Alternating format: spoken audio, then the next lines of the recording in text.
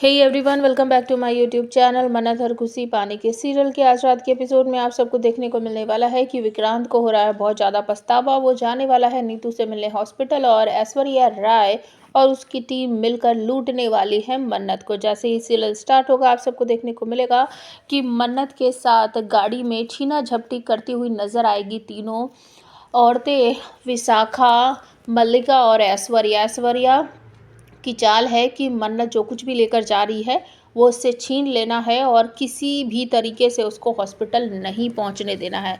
इस चक्कर में वो तीनों नकाब वगैरह पहन कर आती है और मन्नत से वो बैग छीनने की कोशिश करती है। हालांकि मन्नत बहुत ज़्यादा फाइट करती है, दोनों को काफ़ी लात घुसे भी मारती है, धक्का वक्का भी मारती है, यहाँ तक कि वो ऐश्वर्या को भी धक्का मार के उसके ऊपर ही गिरकर उसका नकाब हटाने की कोशिश करती है, लेकिन कामयाब बिल्कुल भी नहीं हो पाती है। दूसरी तरफ विक्रांत बहुत बेचैन हो रहा है। वो समझ गया है कि मन्नत को ये सारे पैसे जो चाहिए वो नीतू माँ के ट्रीटमेंट के लिए चाहिए और वो मेरी माँ है, मैं उनको ऐसे नहीं छोड़ सकता।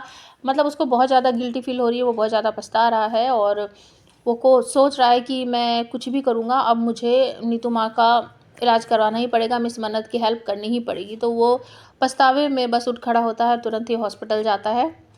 हॉस्पिटल पहुंच जाने के बाद वो नीतू माँ का जो कमरा है उसके बाहर विंडो के पास खड़ा हुआ है और देखता है कि उसके पापा रोनी नीतू को समझा रहे हैं कि जब तक मन्नत हमारे साथ है हमारे साथ अच्छा ही होगा, कुछ भी गलत नहीं होने वाला। देखना, मन्नत तुम्हारे ट्रीटमेंट के लिए पैसे लेने गई है और जैसे ही वो आएगी तुम्हारा ट्रीटमेंट, तुम्हारी सर्जरी वगैरह जो है वो स्टार्ट हो जाएगी।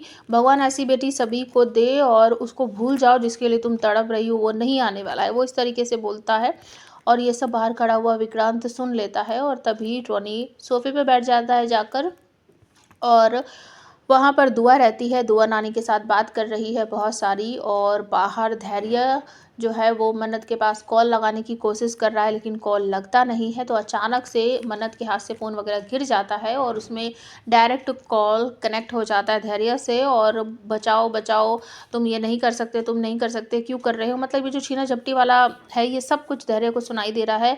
धैर्य बार बार बोला है, मन्नत जी आप कहाँ हो, क्या हो रहा है, क्या है, कैसे है, मतलब कौन है आपके साथ, क्या कर रहा है। वो इस तरीके से पूछ रहा है, लेकिन मन्नत के हाथ से फ़ोन नीचे गिर चुका है। तो धैर्य अपने दूसरा फ़ोन निकालता है और अपनी टीम को कॉल करके बताता है कि मैं एक नंबर भेज रहा हूँ, उसकी मुझे लाइव लोकेशन तुरंत चाहिए। धैर्य वहाँ से निकल गया है कि हॉस्पिटल के आसपास या जितने भी रास्ते हैं वहीं आसपास ही कहीं मन्नत जी होगी, मैं ढूंढने जाता हूँ, और वो नर्स को बोल के चला जाता है। दूसरी तरफ जब दुआ अपनी नानी माँ से बात कर रही होती है तो अचानक से नीतू की जो हालत है वो बिगड़ने लगती है और विक्रांत बाहर खड़ा हुआ ये सब देख लेता है और दुआ शोर मचाने लगती है, नानी माँ, नानी माँ, नाना देखो क्या हुआ, इस तरीके से। तो रोनी जल्दी से उठता है और नर्स सिस्टर डॉक्टर सबको आवाज़ लगाता है। विक्रांत ये सब देखकर बहुत बेचैन हो जाता है। तुरंत ही डॉक्टर आ जाते हैं और वो नीतू का ऑक्सीजन वगैरह जो है वो चेक करने के लिए बोलते हैं, इंजेक्शन लगाते हैं। विक्रांत बहुत बेचैन है और वो जैसे ही विंडो की तरफ से मुड़ता है उसका बैलेंस बिगड़ जाता है, वो नीचे गिरने वाला होता है। तो धैर्य उससे सहारा देता हुआ आप सबको नजर आएगा। तो मन्नत तक धैर्य पहुंच जाता है और मन्नत से वो लोग डंडा वंडा मारकर उसको बेहोश करके भाग जाती है बैग वगैरह लेकर।